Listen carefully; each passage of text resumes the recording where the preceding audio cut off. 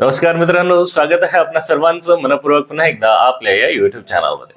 मित्रांनो, महाराष्ट्र राज्य शिक्षक पात्रता परीक्षा 2026 ही आता येत्या जून मध्ये होणार आहे आणि या संदर्भात एक महत्वपूर्ण अशी मी अपडेट आपल्या सर्वांना देणार आहे. ती म्हणजे की जी शिक्षक पात्रता परीक्षा पास करण्याची जे क्रायटेरिया आहे, निकष आहे, ते आता बदलणार आहेत का, या संदर्भात आपण सविस्तर अशी माहिती घेणार आहोत. मित्रांनो बघा, ज्या शिक्षकांना जे कार्यरत शिक्षक आहेत त्यांच्यासाठी देखील एक अतिशय आनंदाची बातमी आहे की हे आता आपल्या सर्वांना माहित आहे की एनसीटीने त्याच्या जे नियम आहेत त्या नियमानुसार प्रत्येकांना काय केलेलं आहे की महाराष्ट्र राज्य शिक्षक पात्रता परीक्षा पास करणं अनिवार्य केलेलं आहे ना. ह्या संदर्भात एक थोडासा आपण थोडी त्याची माहिती जाणून घेऊया. बघा, 23 ऑगस्ट 2010 ला काय झालेलं आहे की एनसीटीने शिक्षक पात्रता परीक्षा निश्चित केली. त्याच्यानंतर जुलै 2011 मध्ये काय झालेलं आहे, जुलै 2011 पासून टीईटीची अट जी आहे ती लागू करण्यात आलेली आहे, किंवा प्रत्येक शिक्षकाला टीईटी ही परीक्षा पास होणे अनिवार्य झालेलं आहे.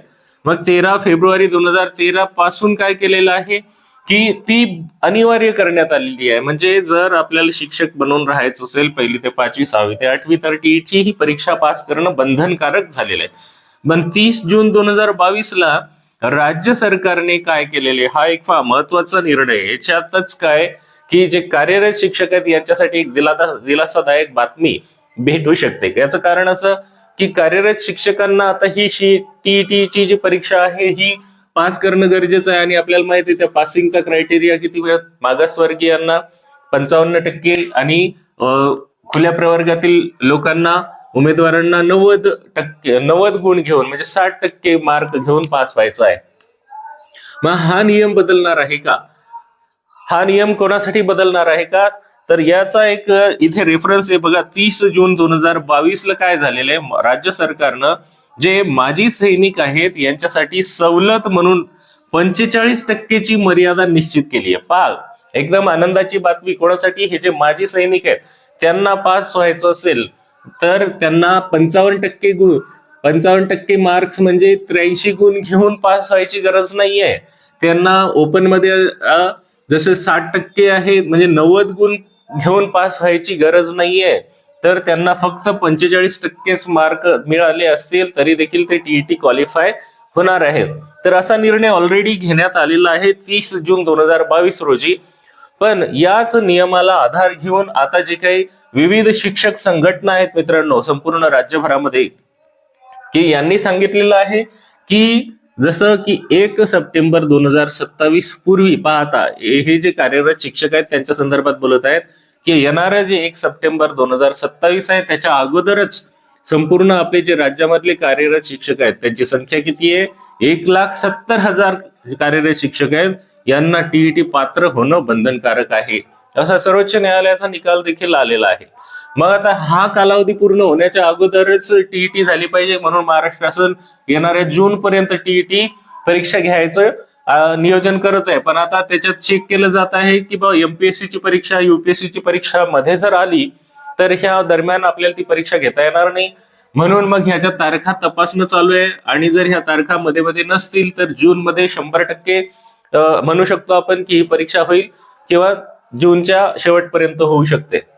मग आता तुम्हाला यातली काय महत्वाची अपडेट सांगायची आहे की जे कार्यरत शिक्षक आहेत त्यांना 83 आणि 90 गुण नसले तरी देखील ते पास होऊ शकतात. अशा आशयाची एक मागणी शिक्षक संघटनांनी केली आहे की ज्याप्रमाणे राज्य सरकारने हे जे माजी सैनिक आहेत यांच्यासाठी 45% पर्यंत ही जी क्वालिफिकेशनची जी काय कंडिशन आहे ती शिथिल केलेली आहे, तशी आम्हाला देखील तुम्ही करून द्या.